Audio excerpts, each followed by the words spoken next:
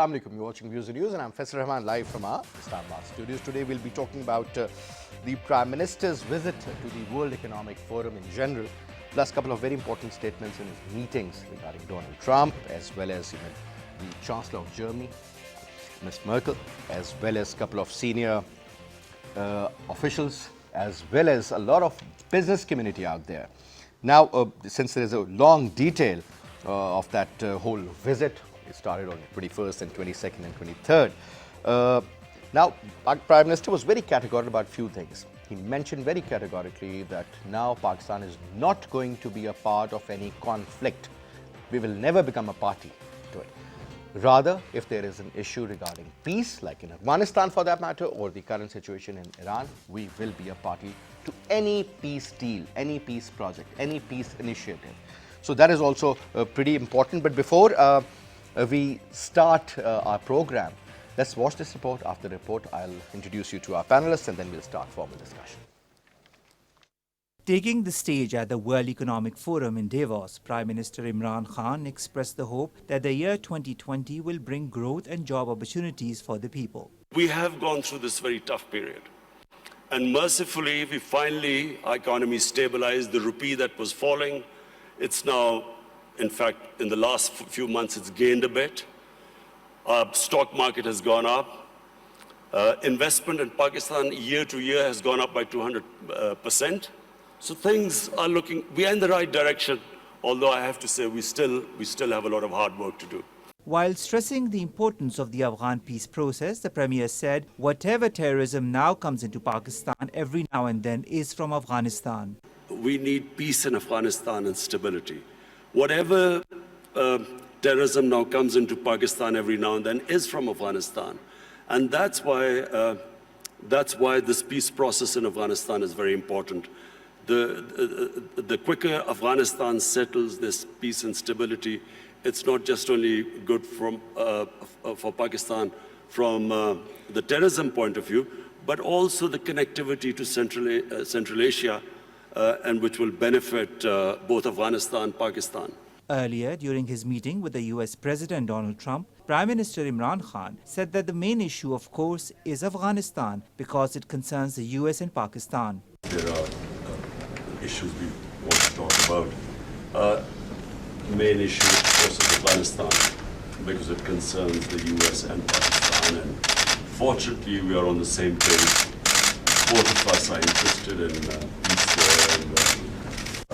and orderly transition in Afghanistan with talks with Taliban and the government.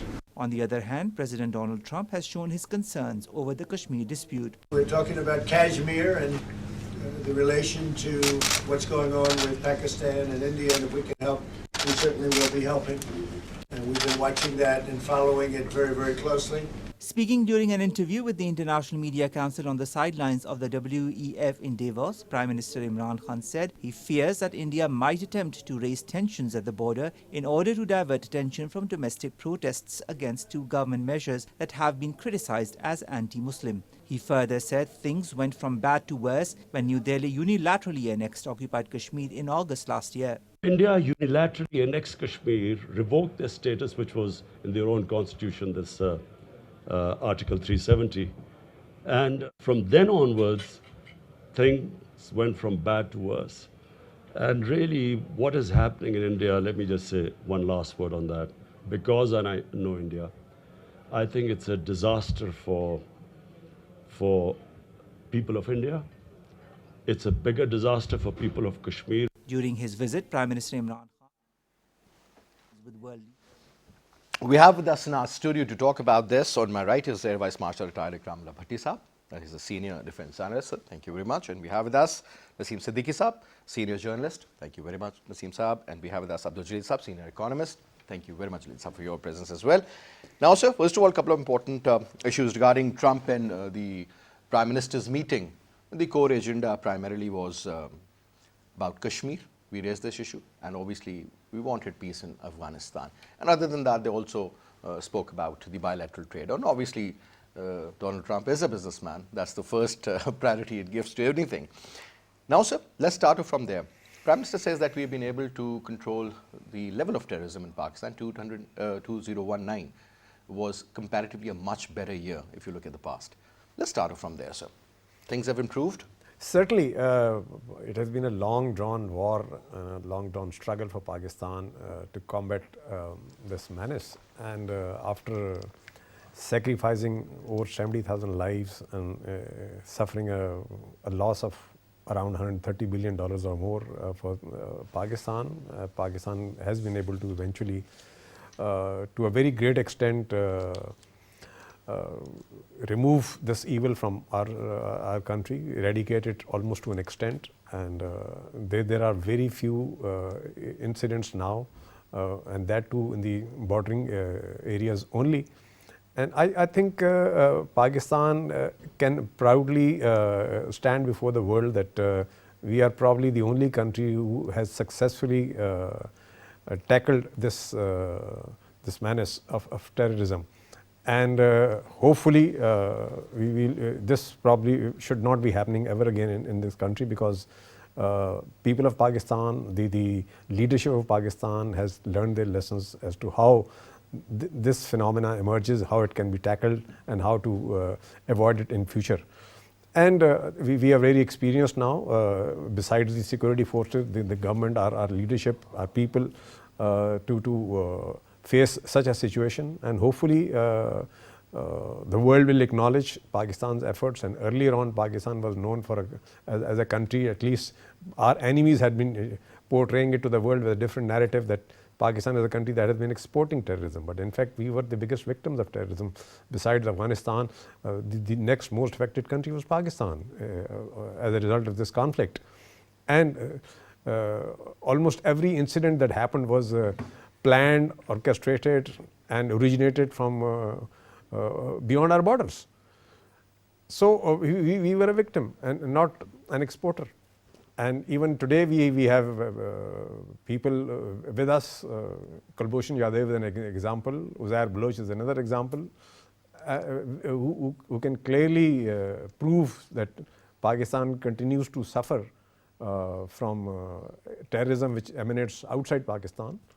And I think the world ought to be now sympathetic and understanding towards the predicament that Pakistan had been in. And Alhamdulillah, we have come out of it. And the world should acknowledge our efforts, our sacrifices, and now come to our help and support. All right. Now, sir, the second point is primarily about Prime Minister considering 2020 as a year of prosperity for Pakistan. He says that we have set the goals, the direction is right, we just need to be together and eventually achieve that goal. But a lot of critics believe that this one-year road is not going to be that smooth. It's a very bumpy road ahead, sir. Bismillah ar-Rahman ar-Rahim. Thank you, Faisal, for inviting. Yes, we can see into that. If you see into the past, when this government took over the charge, there was a fiscal deficit and current account deficit as well, which has improved a lot at the moment. So that's why Prime Minister is saying that 2020 would be better year as compared to the previous one, because they have made many programs and they are going to be implemented in 2020. So that's why he is hoping that that 2020 would be a better year. As you heard him when he was giving speech in Davos, he said that I have enjoyed the celebrity of Pakistan for the 40 years. People loved me, but for the last 1 year, I have been listening many things against myself. So he is very much perpetent for that one, and he's considering this year to be a better year for Pakistan and for PTI government as well. Because if they don't perform in 2020, they won't be able to come into the next. But looking at the fragile political scenario in Pakistan, looking at the current performance of PTI in Punjab, and in particular when you talk about the commodity prices in general, sir, look at the inflation. It's pretty high. You talk about the growth rate, it's been revised. You talk about the interest rate, highest ever in the history of Pakistan. Now there seems to be a lot of conflict. I'm not saying that he is not having the right appropriate approach, but what I'm saying is maybe there are issues at the very basic level. And the second most important area, which he always talks about, is about the governance and the overall performance of the institutions. Because when we say Pakistan has performed well, so we always talk about certain institutions, even if it's sports, your hockey team has won a gold medal, or the cricket team has won the World Cup, or any of your individual for that matter, or for that matter, if you've progressed in any particular field, your airline industry has become the number one. But wherever I look into, to be very honest, sir, I mean, which are the true representation of any country, sir, I'm sorry to say, I mean, I don't see any hope, to be very honest. Faisal, I agree with you 100%. That's whatever the things, I am looking into that. You are saying the same thing. But as you know that, as my colleague said, that for the last 2 decades, we have been fighting terrorism. There was war in this region, and we lost 70,000 lives. We economically was gone down the drain. So now we are just trying to come out of these things. We are going towards progressing at the moment. Although we have a matter of Kashmir with India, which is sitting next to us, a big neighbor, and then there is issues in Iran as well. But still you can see that stock market is coming up at the moment.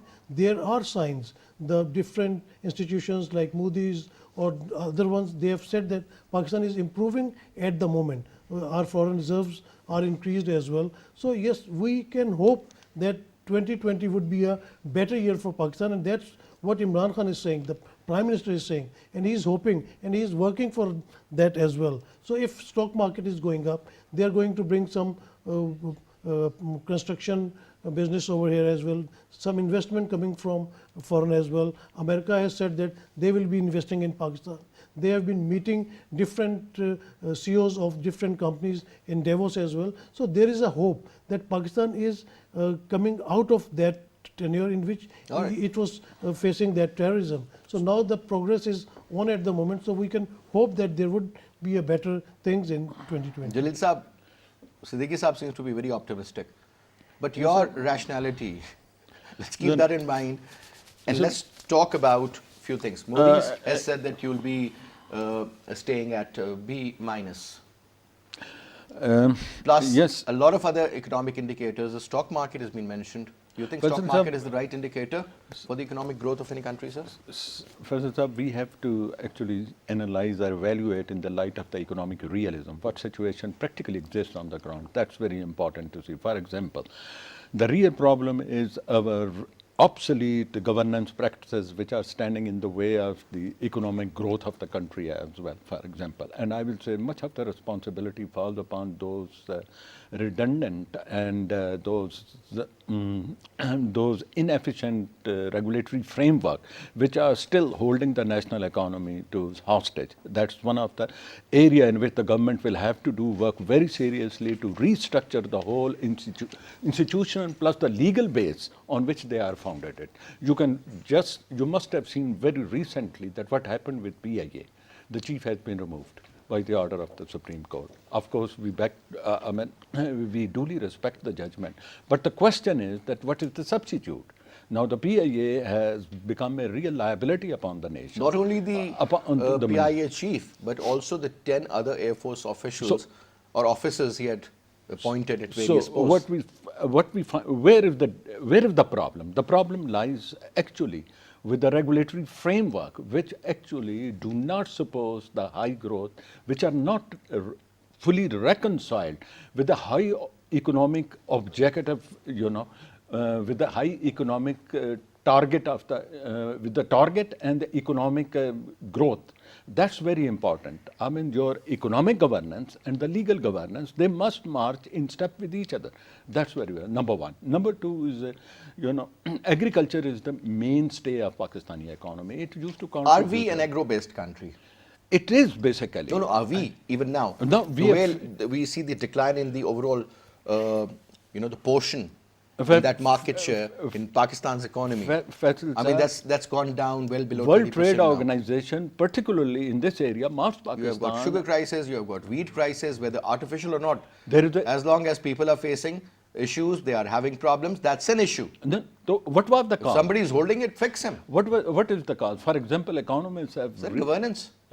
Governance is number one. Number two is the growing shortage of the water. Number three is, the land, even revenue law, revenue collection system is also standing in our way.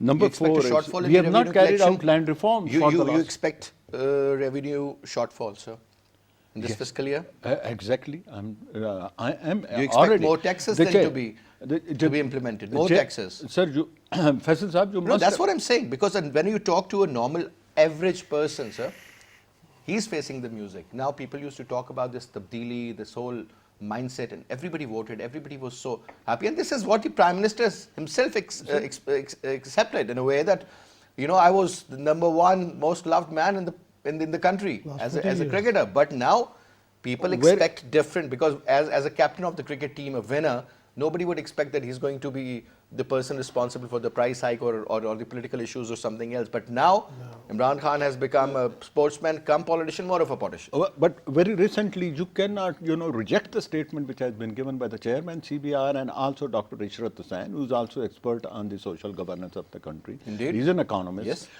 Chairman CBR has said that the present taxation system will never be helpful to the national economy. It has to do a lot, through its internal restructuring in order to come up to the expectation of the government. All right, He so said I'll come back to 90%. that. I'll come back to that. But now, sir, during the last 5-7 years, we've also realized one thing very important, that it is not the atomic bomb which gives you a lot of respect. That, we are the only atomic Muslim power in the world. We normally feel very proud by saying this. But sir, at the end of the day, we've also realized that it's the economy which matters. I mean, look at the size of Singapore.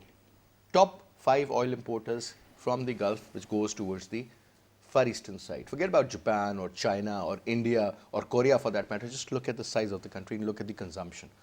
Largest shipping industry. I'm just giving an example. Look at the size of the country. Human capital, we have never worked on the human capital, sir. Forget about the high tech. Prime Minister, I still remember during the last budget said we'll keep a target of $4 billion of software exports, sir. I mean, you need to have a base. You need to have some basic ingredients when you're planning to cook something, sir. What I'm saying is that, don't you think it's great to have goals, but being over ambitious is something which isn't good, sir. Well, you have to be ambitious, and it's a matter of debate. Where do we become over ambitious and where we are just You ambitious? need to set those goals which are attainable. That's what my point is. Fair enough. But I think Pakistan knew for a very long time that while atomic bomb does give us a sense of security, it will not give us a sense of well-being or respect in the community of nations. And I think we knew it all along, that you have to be economically strong, otherwise you become exploitable. And that is what we have been of late, that when you cannot make your ends meet, you have to beg or borrow. You have to compromise, sir. And that Compromise is the issue. and you become exploitable, and you have to listen to and adhere to others' wishes and wills. And similarly, unfortunately, we have not been able to invest in our human capital. I mean, look at our education budget, for example. We have not been able to educate and train our people. Our quality of manpower still remains the same what it used to be decades ago. And most of the people who are expats or who leave the country to go and work overseas are unskilled people. I mean, Pakistanis till the 60s working overseas were always either doctors or engineers, and Pakistanis enjoyed a lot of respect outside, just because any and every Pakistani when met overseas was asked, are you a doctor or an engineer? That's about it. But today, of course, it's the other way around. And just because we have not invested in our human capital, and besides the economic strength or state of the country. The flight of capital, the brain drain, and earlier Siddiqui sir was also talking about the investment, sir. Investment, a few $100 million in the stock market would definitely make you money. But that's not the right investment. I mean, look at the investment in the manufacturing side for that matter. We do understand this, not only PTI's government, which has been saying that it leads to 40 different other areas when you talk about construction. You are talking about steel, you're talking about bricks, you're talking about cement, you name it. And so many people, skillful people, I would say, also get involved. But so when? That's the question. I mean, again, those targets regarding so many jobs or maybe 5 million houses, something of that sort. They're great, very attractive, but not attainable, sir. Certainly, looking at the current situation. whatever you attempt to do, it must be sustainable. And I think the most important thing is that we should be able to produce exportable surplus in agriculture as well as in industry. And for that, we have to train our people, educate them, and provide them opportunities. Unfortunately, as regards agriculture, 65% of our people are engaged in agriculture. And they are still following centuries-old antique methods of agriculture. We have not been able to automate them. Who's going to work on the increase of per capita income? Or for that matter, when you talk about agriculture, sir, look at the yield per acre. I mean, that's one of the lowest in the region. And you're right, Certainly. we are not in the 18th century, maybe in the 16th century or somewhere. Certainly. So another important part. I mean, we were talking about good governance. Forget about PIA. I'm just going to give you an example of BISP that has become a joke now. I mean, whatever the approach was during Bibi's time, Farzana Raja was made the chairperson. Why can't we do accountability? We heard even then there was corruption of billions and billions, because this money wasn't, this was all cash, 100 billion plus rupees a year. Just imagine, this is not even your capacity to deliver. So obviously, this is what we are seeing now was bound to happen. Then Marvi Mehman, where is she now? The lady used to be so vocal, certainly after one incident, whether it's true or not, or whatever. I don't want to get into the details, but she vanished.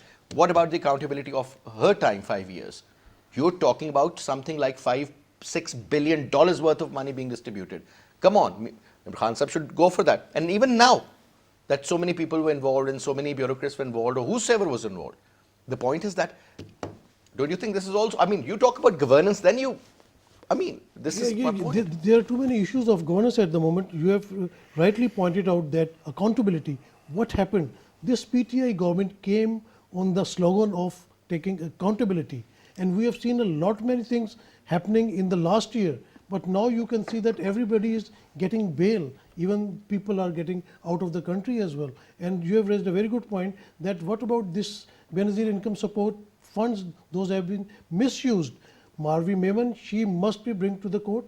There should be, and then Farzana Raja as well. What was happening in when she was the chairperson, and now if there are people from the government, their names should be bring into the newspapers. They should be brought into the media, and they should be accountable. The money should be recovered from them.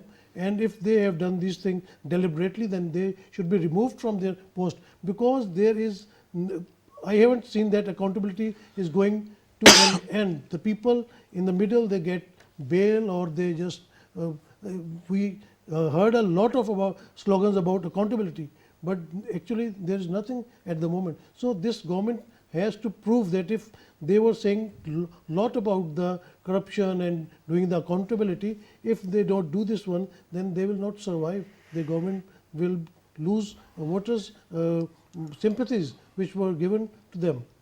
Now, sir, look, talking about, Sir, yeah, please. I just wanted to say, you have mentioned this Benazir income support program. Well, this deals with the social sector economy, which is very important so far as the Primarily, the idea was to welfare of the uplift the society is social- concerned. yeah. Right, concern. And the objective of the social welfare activity is to enhance the scope of the education, number one, to enhance the prospect of the health for the society. Thirdly, at least the social service market, the chain supply system, that is very important to uphold and to ensure that its goods and services are available to common man easily at their doorstep. You know, this is the objective. Unfortunately, there is a lot of corruption that happened within this system, because you have got a lot of leverage and scope of the utilization of the fund which were made available to you out of the loan received from the World Bank as well. What they are supposed to do, what this government is supposed to do, is that they must take drastic steps. For example, this is a social welfare program should be exclusively carried out to improve the technical, the skills and the professional efficiency of the growing generation of the youth which we are having in large number. That's very number one. Number two, they should follow the model of Turkey in this respect. Turkey, you know, even during the Sir, time I of fail to understand which model do we need to follow. I mean, Sir, in Turkey, this respect, Malaysia, China, Singapore. No, I mean, but what about social- Pakistani in social- model, sir? yeah, Which fits social properly sector. on us. I mean, we are not Chinese. Our labor is not as efficient as them, not as hardworking as the Chinese. We need to be realistic. But this in social sector, I would say that this is basically this is part of the Islamic economic system as well. As far as social sector economy development is concerned, it should be shifted to the private sector alone. There are there is a big class of the philanthropists, rich people in the society. Sir, that's what we always say. I mean, we should stop. The Waqf system, I'm talking about the introduction of the Waqf system. Why the government, for example, the We have income. You talking about? We have this. Let the private sector come forward and create Waqf, in field for promoting education, environments, health in the society to remove poverty. Sir, Gordon Brown and the government, the main man for education in United Nations. So He came to Pakistan. Prime Minister Nawaz Sharif, I was chairing that, right? No, I mean, he was chairing it, I was moderating it. And he promised that we will take it up to 4.2%. It's been over 4 years now. This was a time when this whole, laptop scheme was at its boom and everything. Look at the level of corruption in that. And then you start off about the next 7 agendas to remember, sir, those youth programs. Where did they go? Billions of rupees gone. So Right, long sir? as So you the depend. point is, sir, Sir, Faisal Saab, so long as you depend on the bureaucracy for the social sector. whom should we depend on these, sir? No, IRA. bureaucracy should only act as it should only act as a regulator. It should not. It is not in a position to deliver active So services if it's a to problem people. now, currently we learned that there's a tussle going on between the politicians and the bureaucrats in Punjab and elsewhere, right, sir? Whatever this issue is, sir, at the end of the day, it's the public which is suffering. Whose fault is it, sir? Who is the person in charge? Who calls these shots? I mean, don't you think this is the time to be a little stiff? And take appropriate decisions? I mean, let's not get blackmailed. It seemed that, because we are compromised just to give some sort of a push to this so-called thing which is called Jamhuriyat. No, but I mean, that's the unfortunate part, sir. Faisal Sir, but you have to see that who can give efficient service to the society. Do you think the excessive bureaucratization of the society Everybody will be has to helpful? work together. This fiscal centralization will be helpful for the country. It is not. We have already defeated Today the I was concept watching of this local bodies. very interesting news segment, sir, in which about 20, I mean, when you ask Bazdar Sahab, oh, everything is fine, there's no pressure group. Today they showed those people having lunch, giving interviews. Come on. Are you making us fool or what? These 20 people do matter. Remember, it's not the Nawaz Sharif's Punjab government where even 200 people won't make any difference. Things are fragile. So what you see So is political instability leads to... it means that the politicians are required to bring, they must. You think these politicians can be the true face of Pakistan, the right people with the right brains and the right intellectual level and the right intelligence level, sitting in the right corridors, taking the right decisions for the future of Pakistan? There is a serious For God's sake. Sir, If we expect this, then that I agree. That's not their fault. Faisal Sir, It's our that I fault. agree. There is a serious deficiency in the behavior, the type of the behavior which is required to build a modern society. And the modern society will not win, no society will win respect in the society until and unless it is known through the quality of the institution of human service it has built and nourished. Well, sir. That is. Or do you, sir, as a Pakistani, sir, when you see things happening in Pakistan, starting from the bottom to all the way up, sir, and I'll give you also a sheet, sir, of all the indicators, the primary indicators, how to judge a country, sir. And you just need to mark where Pakistan stands. That's not my report. World Economic Forum is a very authentic body, sir. Their data cannot be challenged. That's why Imran Khan Sahib is there as well, sir. Now the point is, sir, all the top leaders go there. If you have to look for opportunities, for business opportunities, and you pick up that, I need to invest in South Asia for that matter, you'll see Sri Lanka, India, Pakistan, maybe Bangladesh. I mean, you'll encircle a certain area, sir. Forget about the geopolitics. Forget about the other issues there, sir. Do you think it would be wise on your part to pick up Pakistan for any investment, sir? Be honest. Well, you see, Pakistan, despite its conditions, does have areas where business can be done, investment can be made, and returns can be achieved.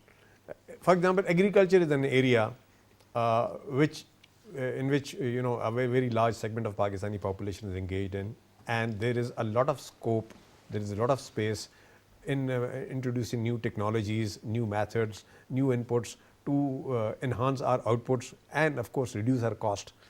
And if we can bring in investment in this sector, I think it is going to produce a lot of jobs. It's going to add a lot of revenue generation. It's going to add a lot of well-being to the people who are engaged in this. So, and this is an area where I think any and everybody would find attractive this investment opportunity. Of course, when you come to high-tech industry or other large-scale manufacturing, we do not have enough skilled manpower, and for that, of course, we'll have to educate people, we have to train them, which will take maybe 5 years or 10 years. Only then such sophisticated industry or high value industry can be set up over here and made to function. But I think off the shelf right now, agriculture is a sector where I think Pakistan is a good example, is a good case for any foreign investment, where people can bring in new technologies and of course get their money's worth. Well, sir, the most neglected area, unfortunately, is agriculture. Well, that is our misfortune. I think the problem is that Pakistani leadership continues. I mean, I'll just give you an example, sir. Forget about. There was a general trend that whenever Mian Saab comes into power, he is going to impose taxes on certain areas which can hurt Pakistan People's Party's interests. When they are in power, they're going to impose certain taxes on the industry where Mian Saab is going to, or his allies, or the business partners would get hurt. Now the problem is, sir, forget about that. I still remember Naveed Qamar Saab's father was also heading one of the Farmers Association, and Naveed Qamar himself was a sitting minister, federal minister. You understand? So there were issues. There was no interest. What I'm saying is there could be a direct conflict. You talk about Mian Nawaz Sharif Saab. The worst agricultural output was during his time, sir. Sometimes you would blame God because there was no rain. Sometimes you would say, oh, there was a flood maybe. This is your vision. That's how you plan things. That's how you anticipate, and that's how you sort of diagnose the issues and come up with some sort of remedies. Over here, it seems that maybe we're more busy in eating rather than. I think our leaderships over the years have continued to retain that mindset of colonialism. And they still like to enjoy that status, and that can only happen if the general strata of society or the masses remain poor, remain subservient, and they continue to be there. This is all by design, that's what I'm saying, isn't it, sir? It's all over the world. But you see, why would United States of America, if you look at the macro level, why would USA let the African countries become rich? Because they control those resources, right? This is a global agenda. Oil, for that matter, Middle East control them. You see, over there, roots control them. They would want to control Africa. They would want to control South America, but not their own people. But not there. They would like to see their own people flourish and thrive and have a good life. Why can't we do the same? Why can't we let our people be entitled to a good life? Because, sir, a lot of people believe, and it's a universal truth also, that your internal strength drives a certain internal policy, and that reflects your external policy. True. So over here, sir, what are we talking about? Quick comment, then over to you, Siddiqui sir. Well, you see, if our leaders continue to be colonial masters, what we had earlier on, then they will not. Then they are not interested in letting the people, improve, become rich, get to think, because then they will not be elected. So, as long as we think like this, you just mentioned yourself that our education budget will never increase, because if people get educated, they're not going to vote such social people. Services, health. Yes, they're going to. You see, the moment people are educated, they are aware of their rights. Then they'll ask for all these, entitlements that they are entitled to. So, which the which will leaders lead are to not questioning. And questioning is something which the leadership never appreciates. Yes. So, unless our leadership changes its mindset, our people will not improve. Sir? Faisal, people of Pakistan, I have seen they are very hardworking. I've been in London for But last sir, I've 18 seen years.